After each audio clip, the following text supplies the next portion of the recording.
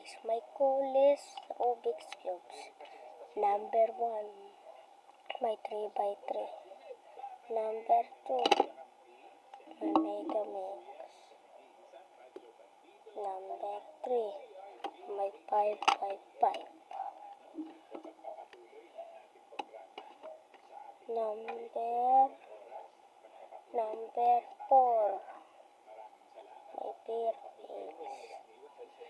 Number 5, my cylinder. Number 6, my modification 3x3. And now finally, number 7, my Moyo 4x4. And another, number 8, my another. Number 9, this. Number 10, you wouldn't just go and get a Rubik's Cube. It's my Moyo stand which comes with my 5x5. How is this, guys? This is so cool, guys, right?